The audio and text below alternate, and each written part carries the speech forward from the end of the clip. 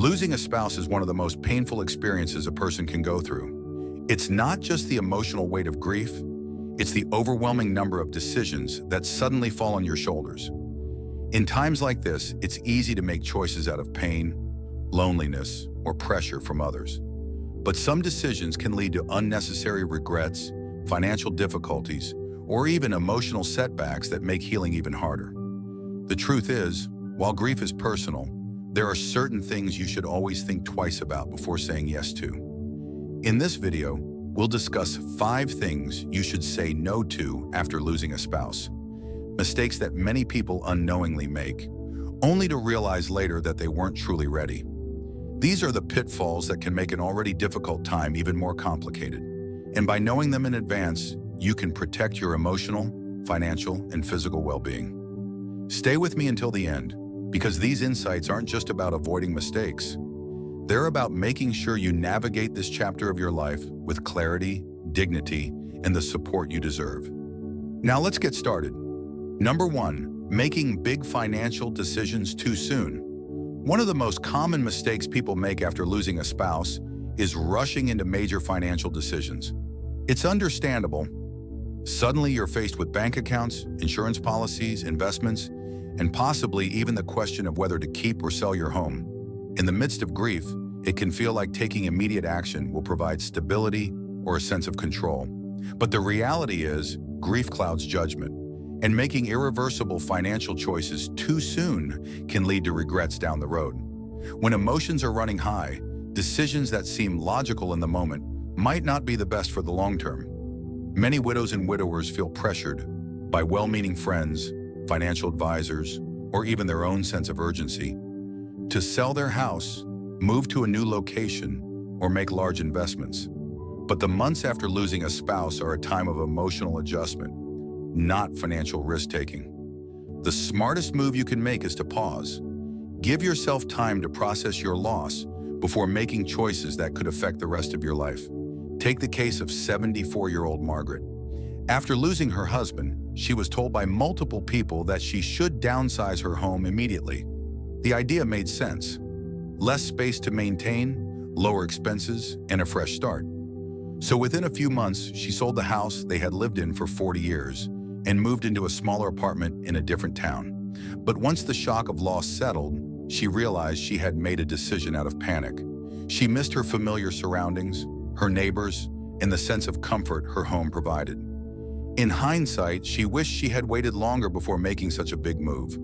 Financial decisions don't just involve real estate. Many newly widowed individuals are targeted by financial predators, people who see vulnerability as an opportunity. Whether it's unsolicited investment opportunities, high-pressure sales tactics, or even well-intentioned but uninformed advice from friends, it's crucial to be cautious. If someone is urging you to sign papers, make a major withdrawal, or invest in something quickly, take a step back. The best financial decisions are rarely the ones made in a rush. Another common mistake is giving away money or assets too quickly. Grief often brings a strong desire to help others, children, grandchildren, charities, or close friends. While generosity is a wonderful thing, making large financial gifts or dividing assets prematurely can leave you in a vulnerable position later on. What seems manageable in the moment might not be sustainable in the years ahead. Before making any major financial moves, it's best to consult with a trusted professional who understands your long-term needs and can help you plan wisely. The first year after losing a spouse should be about stabilization, not drastic financial changes. Experts often recommend the 1-year rule, which suggests waiting at least a year before making any irreversible financial decisions. This allows time for the initial emotional shock to pass and for you to think clearly about what's truly best for your future. Losing a spouse is already one of life's most difficult transitions. The last thing you need is added stress from financial missteps that could have been avoided. Take your time, seek trusted guidance, and remember, there's no rush. The best decisions are made with clarity, not grief. Number 2, isolating yourself from friends and family. After losing a spouse, it's natural to want time alone. Grief is deeply personal, and sometimes solitude feels like the only way to process the pain. But while taking moments to yourself is important, Completely shutting out friends and family can lead to an even deeper sense of loneliness, one that makes healing harder. Many people fall into the habit of withdrawing, telling themselves they just need more time. But the truth is, isolation can quickly turn into a pattern that's difficult to break. Human connection plays a crucial role in emotional well-being, especially during times of loss. When people distance themselves for too long, they often experience increased feelings of sadness, anxiety, and even physical health decline. Studies have shown that prolonged social isolation can weaken the immune system, increase blood pressure, and even shorten lifespan. In contrast, staying connected, even in small ways, can help ease the emotional burden and provide a much-needed sense of support. Take the case of 78-year-old Walter. When his wife of 52 years passed away, he stopped answering phone calls, skipped family gatherings, and rarely left the house. He told himself he just wasn't in the mood to talk, that people wouldn't understand his grief, and that being alone was easier. Months passed, and instead of feeling better, he felt worse. His days blurred together, his energy dropped, and even his appetite changed. It wasn't until a neighbor insisted he come over for coffee that something shifted. That one conversation turned into a weekly habit, then a small routine of meeting up with friends. The more he engaged, the lighter he felt. Not because the pain disappeared, but because he realized he wasn't alone in carrying it. The key isn't to force yourself into big social situations before you're ready. It's about taking small steps to stay connected, whether it's answering a phone call, going for a short walk with a friend, or even joining a support group. These little actions can help keep you from slipping into deep loneliness. If you don't feel like talking, that's okay.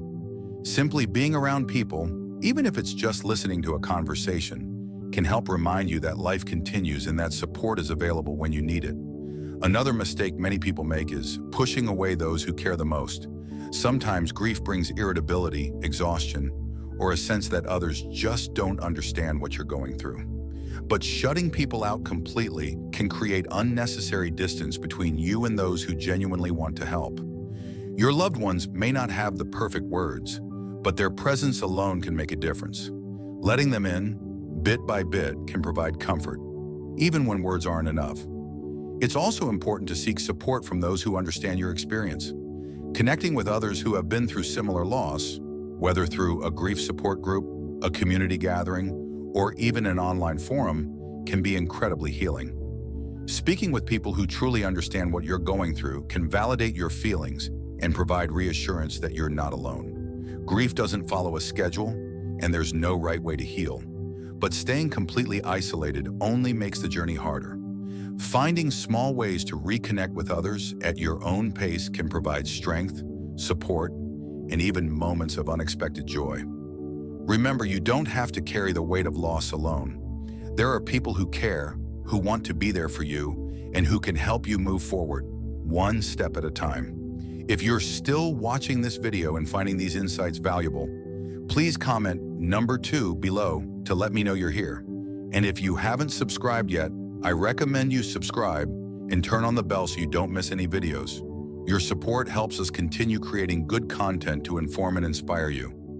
Now let's move forward. Number 3, ignoring your own health and well-being. When a spouse passes away, many people find themselves so consumed by grief that they stop paying attention to their own health. It's easy to put off doctor's appointments, skip meals, or let daily routines slip when you're dealing with loss. Some people even feel guilty about taking care of themselves, as if prioritizing their health somehow diminishes the depth of their love or grief. But the reality is, neglecting your well-being doesn't bring you closer to the one you lost. It only makes your journey forward harder. Grief affects the body in ways many people don't realize. Studies show that losing a spouse increases the risk of heart problems, weakened immune function, and even cognitive decline. The stress of grief can lead to high blood pressure, disrupted sleep, and changes in appetite. Some people lose interest in eating, while others turn to unhealthy comfort foods. Over time, these changes can take a serious toll on both physical and mental health. The key is not to expect yourself to feel normal overnight, but to make small choices that help your body stay strong as you navigate this difficult time. Take the case of 81-year-old James. After his wife passed, he stopped cooking meals for himself. He told himself he just wasn't hungry, and when he did eat, it was usually something quick and processed. Within a few months, he started feeling weaker, had trouble sleeping, and felt constantly fatigued. His daughter noticed the change and encouraged him to start eating regular meals again, even if he didn't have an appetite. Once he made small adjustments, like preparing simple, nutritious foods and drinking more water, he found that his energy levels improved, his mood stabilized, and he was better equipped to handle the emotions that came with grief. Self-care isn't just about food. It includes movement, sleep, and emotional health. Many people who lose a spouse stop exercising, not because they don't want to stay active, but because they no longer have someone to do it with. But staying physically active, even if it's just a short daily walk, has been shown to reduce stress, boost mood, and even improve longevity.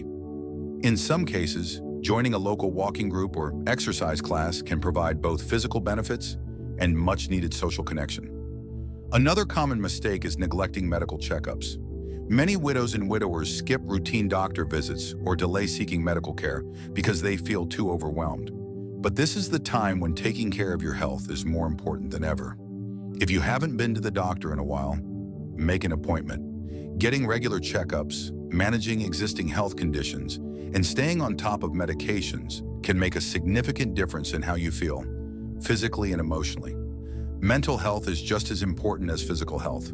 Grief can lead to depression, anxiety, and even feelings of hopelessness, especially when combined with isolation. If you're struggling, don't hesitate to reach out for help.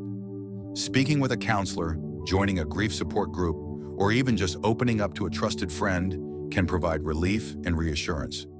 You don't have to go through this alone, and seeking support is not a sign of weakness, it's a step toward healing. Your spouse would have wanted you to take care of yourself. Honoring their memory doesn't mean sacrificing your well-being. It means continuing to live in a way that allows you to find moments of peace and strength. It's okay to grieve, to take your time, and to feel the weight of loss. But in the midst of it all, remember that your health still matters. You are still here, and your well-being is worth protecting. Number 4, rushing into a new relationship. Losing a spouse leaves an emotional void that can feel impossible to fill. For many, the loneliness that follows is one of the hardest parts of grief, and the idea of finding companionship again may seem like the only way to cope. While there is nothing wrong with wanting connection, one of the most common mistakes widows and widowers make is rushing into a new relationship before they have fully processed their grief. The emotions of loss can create a deep need for comfort, but making major romantic decisions too soon can lead to more heartache, confusion, and regrets. Grief doesn't follow a timeline, and everyone heals at their own pace. Some people take years before even considering dating again, while others feel ready sooner. But when emotions are raw, the risk of entering a relationship for the wrong reasons is high. Many people unknowingly look for a partner not because they are truly ready, but because they are seeking to replace what was lost, avoid loneliness, or escape the pain. These relationships often begin with strong emotions, but lack the stability needed for long-term success. Take the case of 72-year-old Barbara. Just months after losing her husband of nearly 50 years, she met someone through a friend and quickly entered a relationship. At first, it felt like the companionship she desperately needed, someone to talk to share meals with, to distract her from the overwhelming loneliness. But as time went on, she started to realize that she wasn't truly ready. The relationship moved faster than she expected, and soon she felt trapped in something that didn't feel right. Eventually, she had to step back and take time for herself. But in hindsight, she wished she had given herself more time before making such a big decision. A new relationship should be about genuine connection, not just emotional relief. When someone has spent decades with a spouse, the habits, routines, and shared memories are deeply ingrained. Jumping into a relationship before processing that loss can lead to unfair comparisons, unrealistic expectations, and feelings of guilt. Some widows and widowers even find themselves struggling with conflicting emotions, wanting to move forward but feeling as if they are betraying the person they lost. These are natural feelings, but they need to be acknowledged and worked through before entering into something new. Another concern is being vulnerable to those with bad intentions. Unfortunately, there are people who take advantage of those who are grieving, offering emotional support only to manipulate or exploit them financially. Scammers, and even well-meaning but opportunistic individuals, often seek out widowed seniors, knowing they may be emotionally fragile and in need of companionship. This is why it's essential to trust your instincts and take your time. If someone is pressuring you to commit quickly, make financial decisions, or distance yourself from friends and family, those are red flags that shouldn't be ignored. This doesn't mean avoiding love or companionship forever. Many widows and widowers do find meaningful relationships later in life, but the healthiest and most fulfilling ones happen when both individuals are truly ready. When the decision is made from a place of healing, not desperation, time and reflection are key. Taking the time to process grief, rediscover personal identity, and find peace in being alone before seeking a new partner makes a world of difference. If you do choose to date again, go at your own pace. Take time to understand what you truly want in a relationship and make sure you're entering it for the right reasons. Talk with trusted friends or family members about your feelings, and don't feel pressured by anyone's opinions, whether they think it's too soon or that you shouldn't be alone. The decision is yours and yours alone. At the end of the day, grief and healing are deeply personal journeys. There is no rush, no deadline, and no rule book. The most important thing is to take care of yourself first, so that if and when the time comes, any new relationship you enter is built on a foundation of strength, peace, and true companionship. If you're still watching this video and finding these insights valuable, please comment number 4 below to let me know you're here. And if you haven't subscribed yet, I recommend you subscribe and turn on the bell so you don't miss any videos. Your support helps us continue creating good content to inform and inspire you. Now let's move forward.